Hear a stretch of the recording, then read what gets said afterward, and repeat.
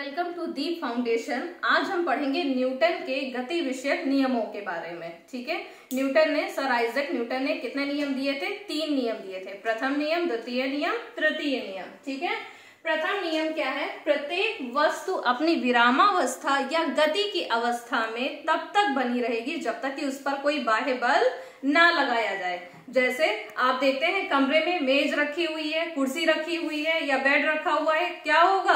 वो तब तक अनंत काल तक उसी स्थिति में बना रहेगा स्थिर, जब तक कि उस पे कोई बाह्य बल हमारे द्वारा या आपके द्वारा उसे खिसकाया न जाए या एक जगह से उठा के दूसरी जगह रखा न जाए। तब तक कि क्या होगा? वो उसी तरह से स्थिर अवस्था में बना रहेगा। और यही काम क्या होता है? गति की अवस्था के साथ होता है।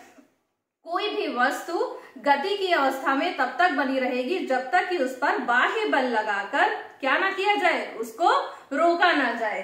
ठीक है, यही हमारा प्रथम नियम, न्यूटन का प्रथम नियम यही कहता है, प्रत्येक वस्तु अपनी विरामावस्था या गति की अवस्था में तब तक बनी रहेगी जब तक कि उस पर कोई बाह्य बल न लगाया जाए। और इसे ही हम क्या कहते हैं? न्यूटन के प्रथम नियम को ही, न्यूटन के गति विषयक प्रथम नियम को ही हम जड़त्व का नियम कहते हैं। इससे पहले वाली वीडियो में हम पढ़ चुके हैं। ठीक है, लिंक डिस्क्रिप्शन में है, आप जड़त्व पढ़ सकते हैं। जड़त्व के बारे में, जड़त्व क्या है हमने बताया था। जैसे जड़त्व नाम से पता चल रहा है जड़ होना।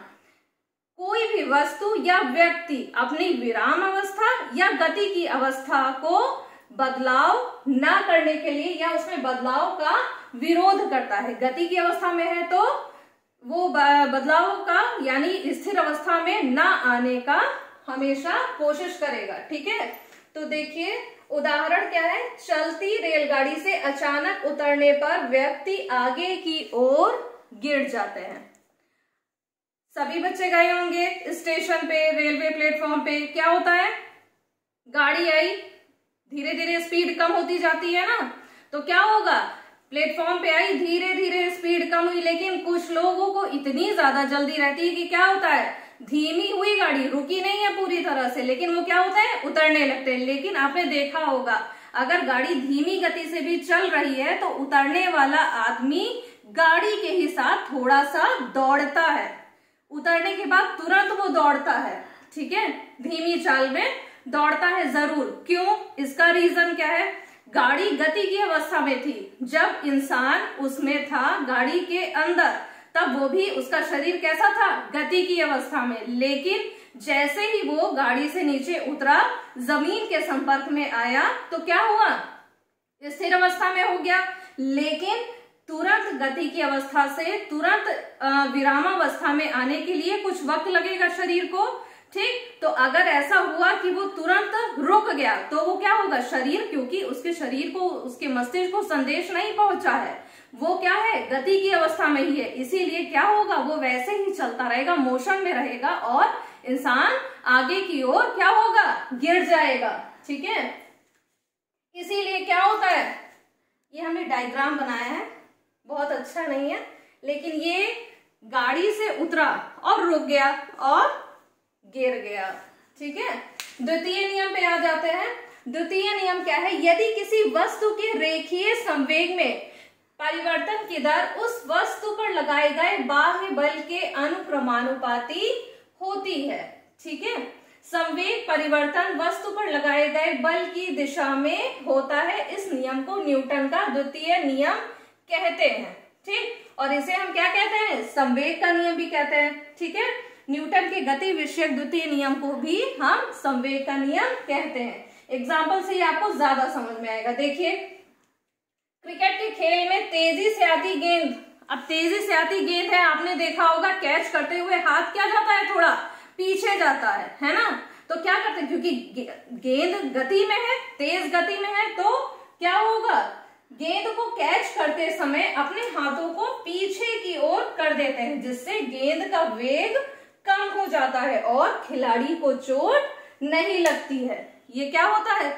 इससे गेंद का वेग धीरे धीरे कम हो जाता है। ठीक है, देखिए ये गेंद कैच कर रहा है। तृतीय नियम पे आ जाइए। तृतीय नियम हमारा कहता है, इस नियम के अनुसार प्रत्येक क्रिया के बराबर एवं विपरीत दिशा में प्रतिक्रिया होती है। ठीक है, इसे हम क्या कहते हैं, क्रिया प्रतिक्रिया का नियम।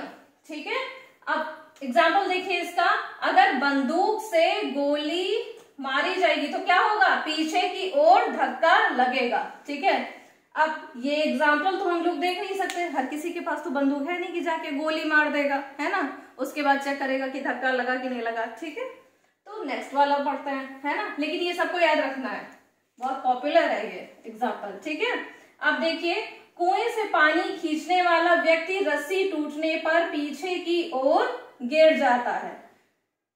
आप लोगों के लिए ड्राइंग भी की है इस वीडियो में मैंने।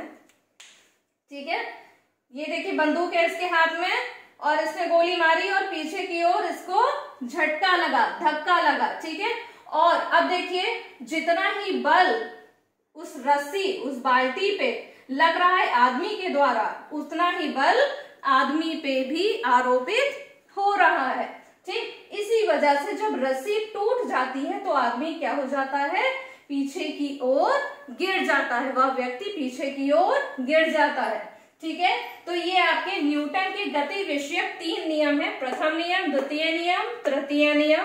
प्रथम नियम को जड़त्व का नियम भी कहते हैं, द्वितीय नियम को संवेग का नियम कहते हैं और तृतीय नियम को क्रिया प्रतिक्रिया का नियम भी कहते हैं। आई होप आपको ये वीडियो समझ में आया होगा। वीडियो पसंद आया हो तो इसे जरूर लाइक करें, कमेंट में बताएं आपको वीडियो कैसा लगा और मेरे चैनल को सब्सक्राइब जरूर करें।